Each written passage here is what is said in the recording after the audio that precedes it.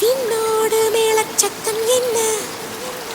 மண்ணோடு சின்ன தூரல் என்ன, எங்கேதான் சென்றாயோ இப்போது வந்தாயோ, சொல்லாமல் வந்தது போல் இல்லாமல் போவாயோ,